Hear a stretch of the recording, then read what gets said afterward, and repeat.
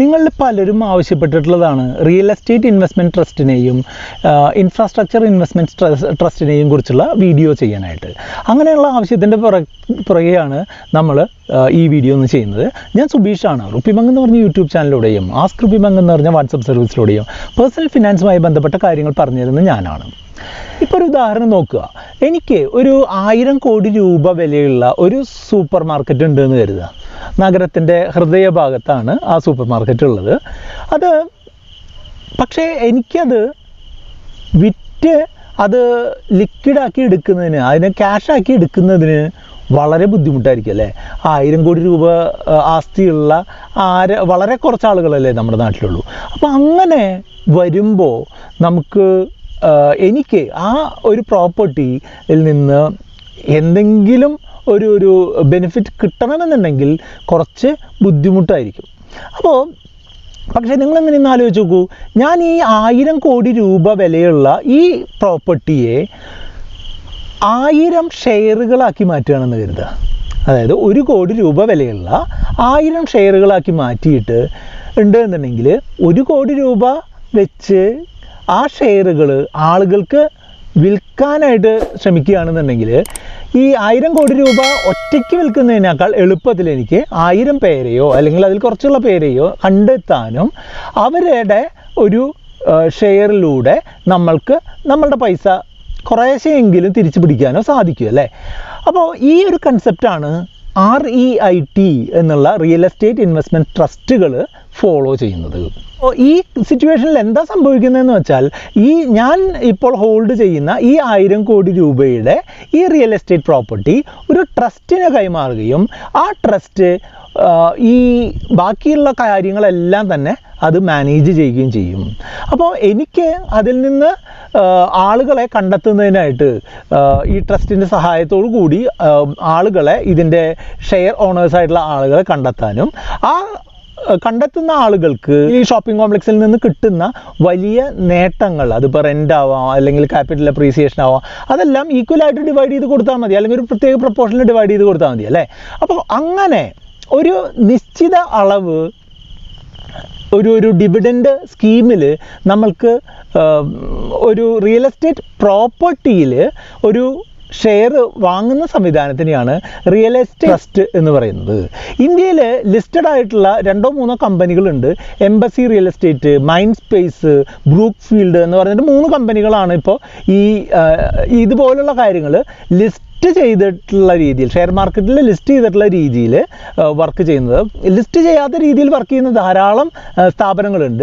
അപ്പോൾ ഇതിൽ നിങ്ങൾ ശ്രദ്ധിക്കേണ്ട ഒരു കാര്യം എന്താണെന്ന് വെച്ചാൽ, ഇതിൻ്റെ ഗുണമായിട്ട് പറയുന്നത് എന്താണെന്ന് വെച്ചാൽ, ഇത് നല്ലൊരു പ്രോപ്പർട്ടിയൊക്കെ ആണെന്നുണ്ടെങ്കിൽ നല്ല രീതിയിലുള്ള റെൻ്റൽ ഇൻകം ഒരു റിക്കറിംഗ് ആയിട്ട് നമുക്ക് ലഭിക്കും. അതുപോലെ തന്നെ ഇത് നല്ലൊരു പ്രൈം പ്രോപ്പർട്ടിയൊക്കെ ആണ് എന്നുണ്ടെങ്കിൽ ഇതിൻ്റെ ക്യാപിറ്റൽ അപ്രീസിയേഷനും നമുക്ക് ലഭിക്കും. ഇപ്പോൾ 1 കോടി രൂപയുടെ ഷെയർ ആണെന്നുണ്ടെങ്കിൽ ആ 1 കോടി രൂപയ്ക്ക് അതിൽ കൂടിയ അളവിൽ നമുക്ക് വിൽക്കുന്ന സമയത്ത് ഒരു നേട്ടം ഉണ്ടാവാനും സാധിക്കും. പക്ഷേ ഇതിൻ്റെ ഡൗൺ സൈഡ് എന്താണ്? റിയൽ എസ്റ്റേറ്റിൻ്റെ അവസ്ഥയൊക്കെ നിങ്ങൾക്ക് അറിയാമല്ലോ അല്ലേ? 2014 ശേഷം റിയൽ എസ്റ്റേറ്റിന് കാര്യമായിട്ടുള്ള ബൂമൊന്നും ഉണ്ടായിട്ടില്ല നാട്ടിൽ.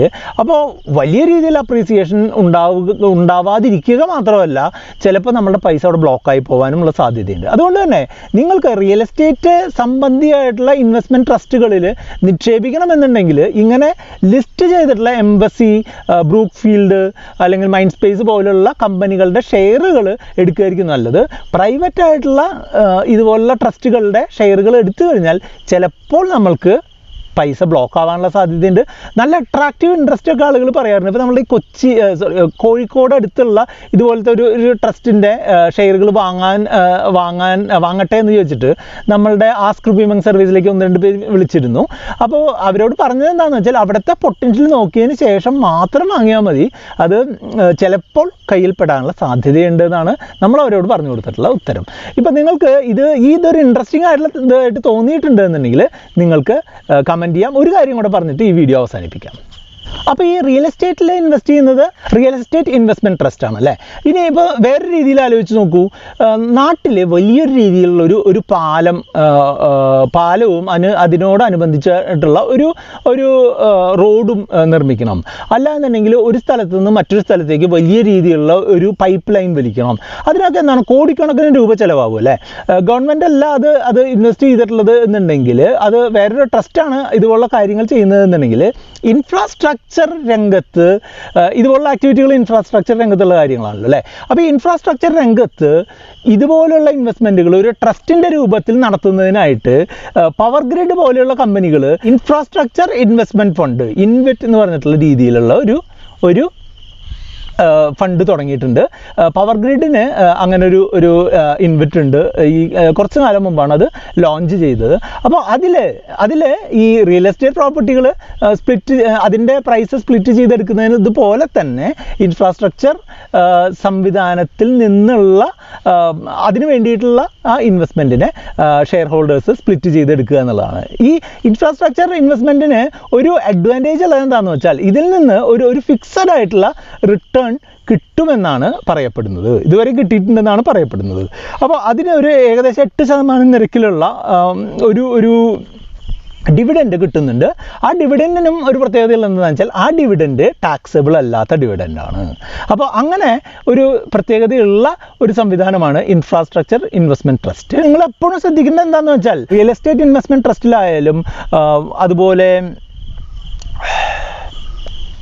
ഇൻഫ്രാസ്ട്രക്ചർ ഇൻവെസ്റ്റ്മെൻറ്റ് ട്രസ്റ്റിലായാലും അത് നടത്തുന്ന കമ്പനി അല്ലെങ്കിൽ ആ ട്രസ്റ്റിനനുസരിച്ചിരിക്കും നമുക്ക് ഡിവിഡൻഡ് കിട്ടുമോ, എത്ര കിട്ടും, അല്ലെങ്കിൽ അതിൽ നിന്ന് അത് നല്ലതായിരിക്കുമോ മോശമായിരിക്കുമോ എന്നുള്ളത് എല്ലാത്തിനെയും ഒരുപോലെ കാണാനായിട്ട് സാധിക്കില്ല. അപ്പോൾ അതുപോലുള്ള ട്രസ്റ്റുകൾ വഴി നമ്മൾ ഷെയർ മാർക്കറ്റിൽ ലിസ്റ്റ് ചെയ്തിട്ടുള്ളതോ ഷെയർ മാർക്കറ്റിൽ ലിസ്റ്റ് ചെയ്യാത്തതോ ആയിട്ടുള്ള ഇതുപോലുള്ള ട്രസ്റ്റുകളിൽ ഇൻവെസ്റ്റ് ചെയ്യുമ്പോൾ നിങ്ങൾ വളരെ ശ്രദ്ധിക്കണം.